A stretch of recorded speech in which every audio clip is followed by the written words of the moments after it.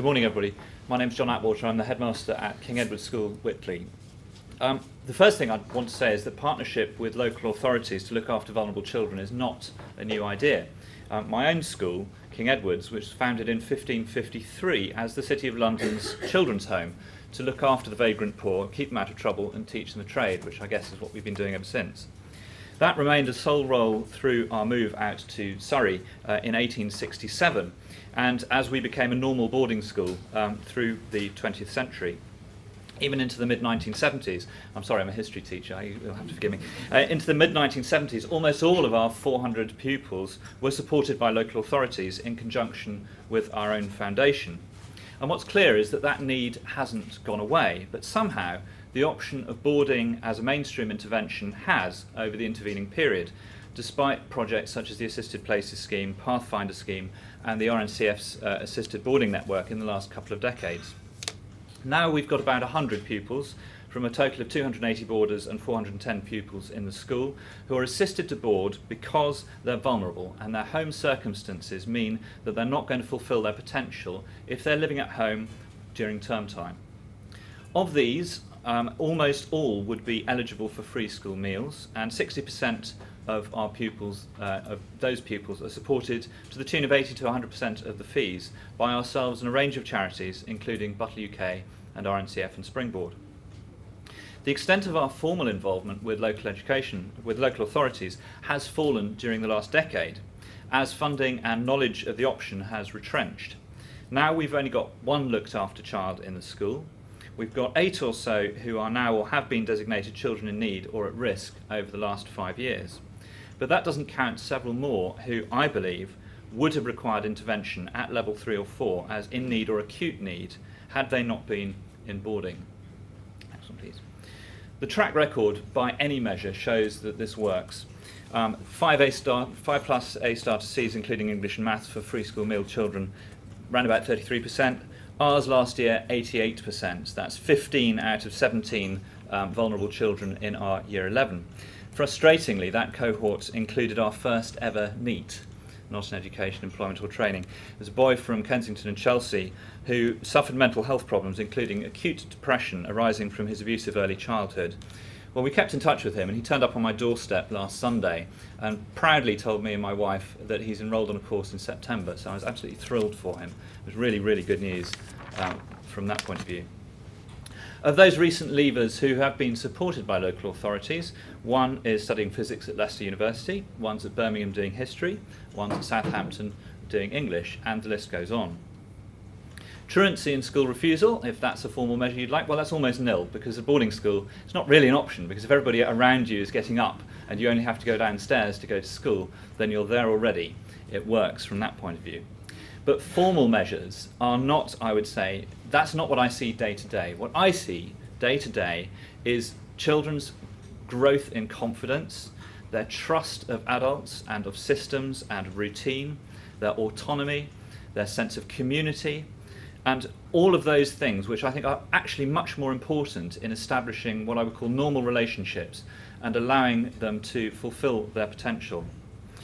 I myself benefited from a boarding bursary, and I know from personal experience the transformative power of what this can do. It's not to say that all placements work out, but they do tend to when all the sides have full information from the start to make sure the right decision about boarding and support needs has been made. Next one, please. So, when should we consider boarding as an option? All this information, by the way, is on the website, so you don't need to scribble it down. First of all, it's really where a young person's home circumstances are unsustainable or they're at risk of becoming unsustainable, where they do have a link with a family network, but it might be fragile or chaotic. So long-term care, full-time, is not really possible in the wider family. So, for example, we've got a pupil with us whose widowed father is in prison currently. The aunt can't look after her during term time because she has her own family. They can manage during the holidays, and so actually it makes perfect sense for her to be boarding with us. Average to good educational potential works best because most boarding schools are academic, and it does help that it's not another insuperable hurdle that a child faces from the start, that if they're not going to struggle in that direction, they are going to have a settling in period. It is quite a challenge in any case. You don't want it to be an insuperable challenge from the academic front, if possible. And it does work best where there are good attachments and the ability to make and sustain positive relationships. This is actually important, particularly if there's a possibility that boarding could be seen as a sending away from a relationship, from a family or a foster placement. We don't want it to be seen as the solution to a problem in the child's eyes.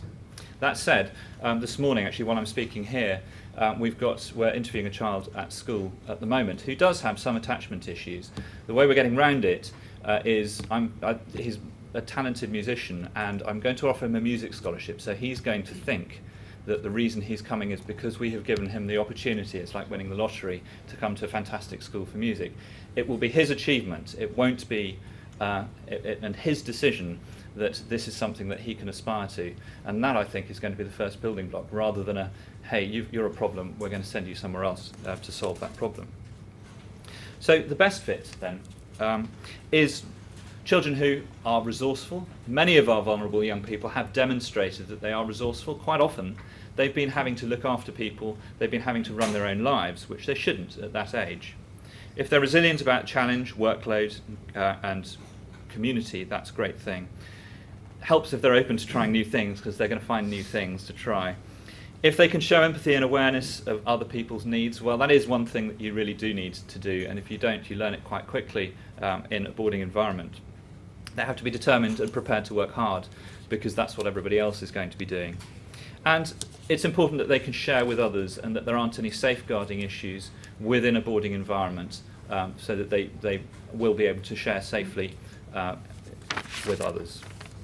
It works less well if there are already significant long-term behavioural difficulties or psychological damage beyond what a mainstream school is going to be able to cope with. You must remember that boarding schools will be dealing with mainstream children who are there for a variety of reasons, and they won't necessarily, although they have very, very good pastoral care, they won't necessarily be able to deal with massive behavioural issues if they're already apparent. Schools work best, if you like, as a normalising environment, insofar as boarding school can be a normal environment, if it can show people what normal relationships are like. And if that's what a child needs, and they can grow into that and find get used to that idea, that's when it works best.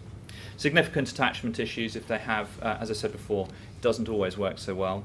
If they're very far behind in their schooling, in their academic attainment, that can be a problem too. It's not insuperable sometimes, but it can be a problem. And then there's what I would call the overanalyzed or the labelled. It's when I have a 10-year-old who comes and tells me that they have anger issues, but it's okay because they know they've got anger issues. And you think, well, that's fine. But actually, if that means that you become furious and you are not taking any kind of responsibility for your actions, that becomes a difficulty. If they're displacing responsibility elsewhere and they've got used to doing that, there are no excuses. The expectations are there in schools, and it's about rising to those expectations and providing challenge and autonomy. That's when it works. And also those, I think, who are already being successfully fostered, you may well then look and say, well, actually there isn't a need anymore. It's a successful placement. You don't really necessarily want to disrupt that. So nuts and bolts, next one please. Finance. Well, it's an expensive business. You, as local authorities, will have access to children's social care budgets and dedicated schools grants as well, which can be used. But don't forget that schools provide bursaries for this purpose. Many schools provide bursaries for this purpose. You can check on their criteria. Again, that is all going to be, it's on the website, the sort of people that schools look after. My own criteria is very straightforward. It's the level of boarding need, and that is the criteria by which my own foundation will pitch in and do whatever we can to help. For us, it's not about scholarships, it's not about the brightest and the best, it's about need. and you'll find that that's the case with many foundation schools in particular. And also, of course, there are the grants provided by the educational charities, which might be available for individual cases depending on the criteria. And again, the partnership information is there on the website. So finally, here's what we would ask you to do. First of all, register your team online with boarding school partnerships. Secondly, if you can nominate a designated lead for boarding school partnerships, and do the thinking about your own criteria for considering boarding placements. Thirdly, relate. Get in touch with those charities, get in touch with local boarding schools, do the distance search, find out who's around you, who's in your area, who's just out of your area, and get in touch with them. Boarding schools tend to market themselves, so it's not hard to find their phone number, even if it's not there on the website. Then brief. You can brief your teams and use workshops to consider the case studies, match the potential cases, and begin to see how this might work. And then visit. For heaven's sake, please do come and see us. Visit boarding schools, see firsthand how they work for individuals. Talk to pupils. It's really important that you do when you come. See what they have to offer. Then please share what you've learnt with your neighbours, your neighbouring authorities, and share those findings and see whether it is recognised as a good thing between you. And finally, exploit. Exploiters, please do. It's what schools like mine are here for. It's what my school has always been here for. Thank you.